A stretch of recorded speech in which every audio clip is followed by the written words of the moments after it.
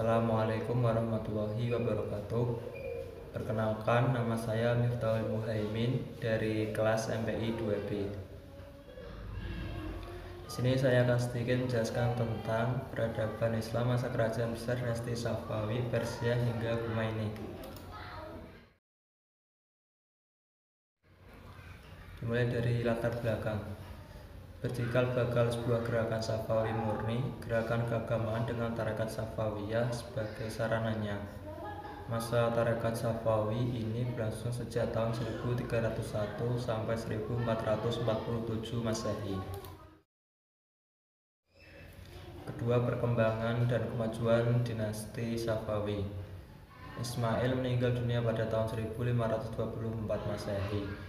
Kendali pemerintahan kemudian dipegang oleh putranya Tahmas I yang berkuasa pada tahun 1524 sampai 1576 Masehi.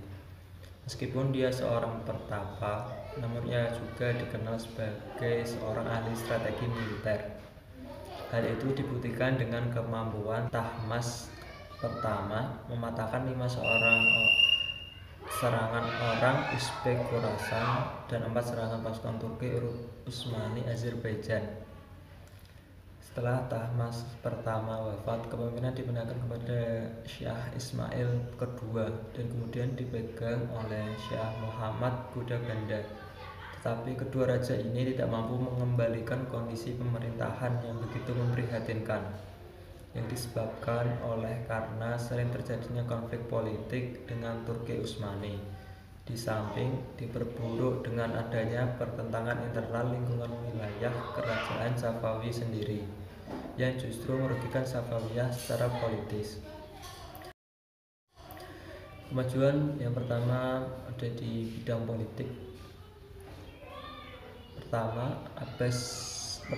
membentuk pasukan baru yang direkrut dari para budak dan tawanan perang berkebangsaan Georgia, Armenia, dan Sirkasia untuk menghilangkan dominasi pasukan Kizilbash. Yang kedua, menjalin hubungan dengan Turki Utsmani. Yang ketiga, beraliansi dengan Inggris. Yang kedua, kemajuan di bidang ekonomi. Sejak dikuasainya Kepulauan Hormuz dan dibukanya Bandar Abbas, maka Safawiyah akhirnya menjadi pemegang kunci perdagangan internasional lewat jalur laut saat itu. Yang ketiga, kemajuan di bidang fisik dan seni. Yang pertama, telah berhasil membangun 162 masjid, 48 perguruan, 162 karavat garis, dan 273 pemandian umum. Yang kedua, berhasil mengembangkan seni lukis Timuriyah. Selanjutnya nomor 4, kemajuan di bidang ilmu pengetahuan dan agama.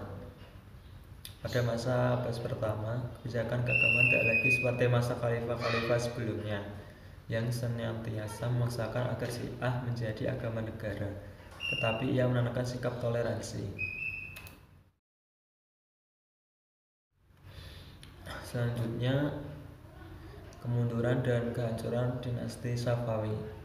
Sepeninggal Abbas pertama, kerajaan Safawi berturut-turut diperintahkan oleh 6 raja, yaitu Safi Mirza pada tahun 1628 sampai 1642 Masehi, Abbas kedua 1642 sampai 1667 Masehi, Sulaiman 1667 sampai 1694 Masehi, Husain 1694 sampai 1722 Masehi, Tahmas kedua 1722 sampai 1732 Masehi, dan Abbas ketiga 1733 sampai 1736 Masehi.